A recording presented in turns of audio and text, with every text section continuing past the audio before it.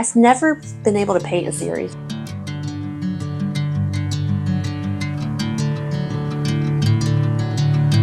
I finally started painting a series, and here's why.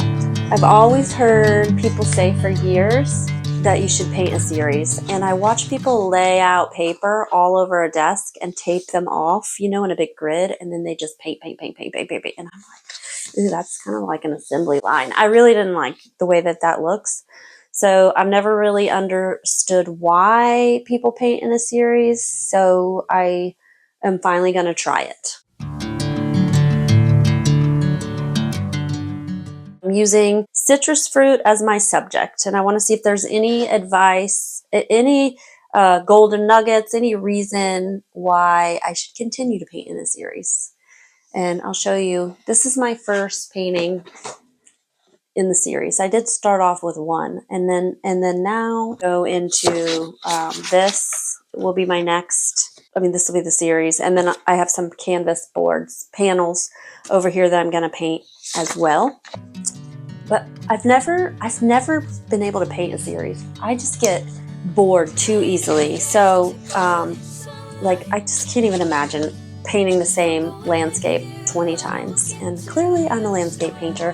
So I go out and I take photographs of my environment, my surroundings, and then I bring them home. I edit the photograph however I want. You know, I crop it and change the brilliance or whatever I need to do just on my phone, and then I paint it.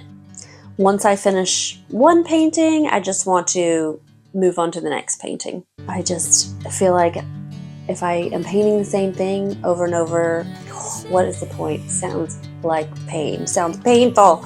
I could never do it. So then I heard someone explain it a little differently, and it clicked. A series isn't about making copies. It's about becoming so familiar with a subject that your attention shifts. So instead of asking, like, why am I painting 100 citrus fruits? It's almost like a tongue twister. You start asking, how do I want to paint this? So I'm going to do 12 of these minis, and then I have 1, 2, 3 more canvas panels. They're actually cradle boards. But instead of asking, like, what am I painting? Why am I painting 100 citrus fruits? I want to paint each one of them different. So I get to say, like, how am I going to paint this? Am I going to paint a polka dotted background? Am I going to paint it super crazy loose? Am I going to paint stripe background? What color scheme am I going to paint? Can I paint? Oh, it just excites me to even talk about it. Like, am I going to paint everything super bright and nothing dulled down? I could paint it black and white. I could paint it realistic colors. I could paint it not realistic colors. I could dull down just the background and not the foreground. I could add texture. It's just endless possibilities with citrus fruit. So I encourage you to actually paint citrus fruits like I am, because I'm not sure. There is a couple of more ideas in my head about this. Like, I was thinking about painting pool floaties in the same way, or donuts, but oh my gosh, it's just exciting to think about that. I could do cut fruit, whole fruit, half sliced fruit. Like, I could put fruit on a glass. No, I'm just doing fruit, no glasses. I want to do it freehand. Although I was thinking about tracing a bowl and a cup for my citrus fruit, which is already what I did before, but, like, what if you did it totally freehand and your fruit were wonky? So anyways, I'm not trying to make 10 identical paintings. I am intentionally trying different approaches. I'm going to try different compositions, different brushwork, different levels of detail, different color choices, definitely different backgrounds, and even levels of abstraction. This first one, I really loved this one when I first started it. Before I added all the detail, I really loved it. And then I added the detail, and it's okay. I'm not in love with it. It just seems a little, I don't want my things to be realistic. A lot of people say to me, oh, it looks like a photograph. And I'm like, ugh, makes me mad, because I don't really want it to look like a photograph. I want it to look like a painting. because I have the photograph. So why do I need to paint a photograph? You know?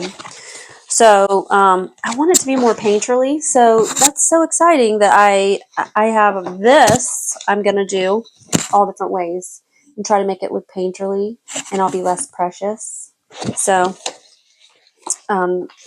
that is a very good. So you're not painting 12 citrus fruits. You're painting 12 different styles, 12 different color schemes, 12 different textures, 12 different, whatever. So another thing that I feel like painting in a series is good for is it gives you a freedom. It gives you a freedom to not be precious. Like, I have 12 opportunities. So I can hate 9 of them, and when I get to number 9, now I have new ideas for number 1, so I can go back and correct them. And another thing, you should always say to yourself, well, Helen Wells says yes, and like, when you paint something and you don't like it and you say, ooh, this is ugly, then she would say yes, and. It's this little internal voice. It just won't leave me alone. Ooh, that's not good. Ooh, that's not good. Okay, it's ugly. And so what are you going to do now? What are you going to do next? Like, how are you going to change it? Or what are you going to add to it? Like, if it's ugly to you, it just means you haven't finished the painting.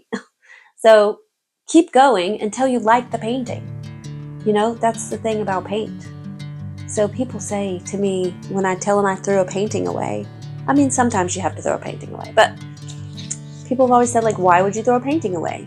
And it's because they say yes and, so it's ugly and so whatever, like, keep going. Paint it until you don't think it's ugly anymore, I guess. I don't know. So then, okay, then people say, I'm always saying people say, sorry. I have heard, it was said that each painting informs another painting. And again, what does that even mean? For one thing, I'm in my late 40s, so I don't remember shit.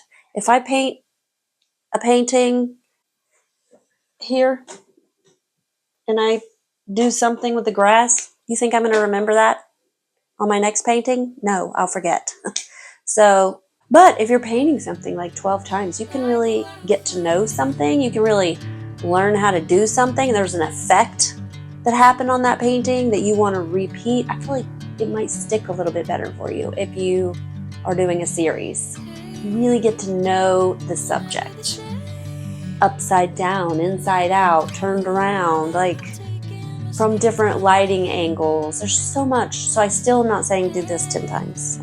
I'm not. I feel like this has to have a subject, at least for me right now. It has to be a subject, like a floaty, a donut, a lime, any citrus fruit.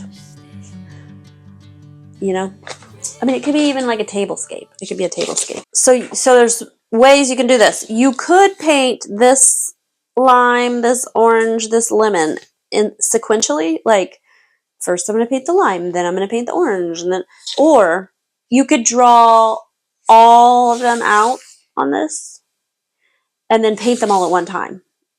I mean, that's a whole. So I might get a second paper and do that, and then do it sequentially, and then do all at one time and just see how that goes. So that's also an option. That would be super fun to try. A benefit to the acrylic paint is that you can do that with oil. You sort of have to get unless you're just alla prima painting, you sort of have to get your base underpainting or whatever down and then let it dry and then come do more painting. I mean, you can alla prima paint, but you still are going to have to let it dry to come back and do the finishing touches. I feel like I do anyways. I don't know what you do, but that's what I do. But with acrylic, you don't have to do that. It will dry in like 2 seconds, or you can get a blow dryer out. So, and multiple canvases, that would help you loosen up, which is very important.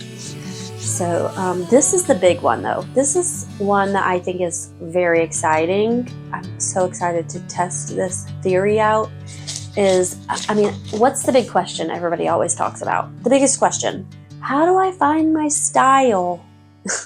you know, and then because I've been doing this for 2 years, I think. I'm an oil painter. I was a charcoal artist, and now I'm an oil painter. And I've been oil painting for maybe like 5 years. I did oil paint when I was in my 20s, but slightly, like 2 paintings. I have 2 paintings. Wait, what was I talking about? Oh. Okay. Oh, the big thing. The big thing that everybody's always talking about, wondering, is how do I find my style? So I'm very excited to see. I mean, I feel like I do have a style. I mean, let me just tell you, if you don't know what your style is, number one, you don't paint enough. You don't paint enough.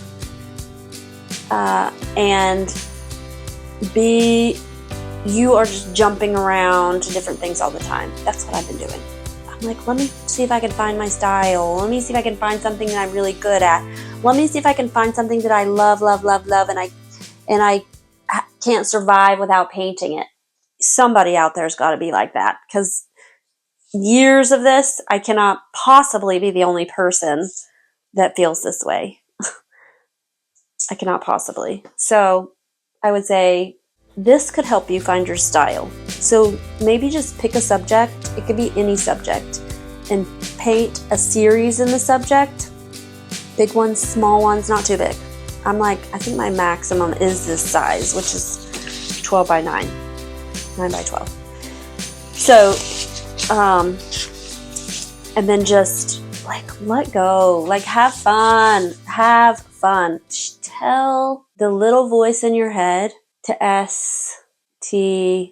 STFU, because it's so annoying and restrictive. And again, we're going to be talking about rules in the next video.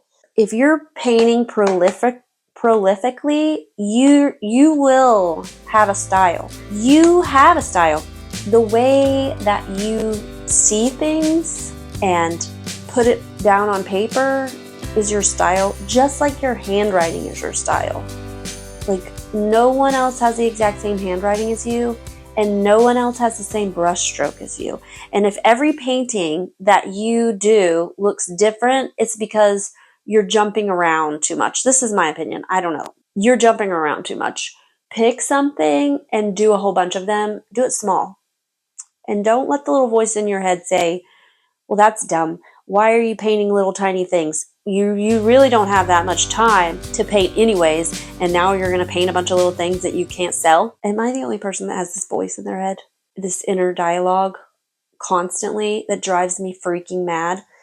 Anyways, paint prolifically, and if you don't have a lot of time, paint small, and you will see that style emerge, because it can't, how I say this, it cannot stay inside. It cannot not emerge. It has to emerge, because you know why? Because you are the painter. There's only one constant, okay? The paints can change, the size can change, the color can change, but you're the constant. So your style will emerge when you paint enough. And I'm not talking about once a week or 10 minutes a day, although small goals are good. Amy McNee, I get it. But if you're gonna paint and want to see that style emerge, I would like to suggest a series, although I haven't even started the series, so I'll let you know. Maybe it's not even the case. We'll talk about it after it's done, okay, in the closing. So there's a freedom in that. It frees you up.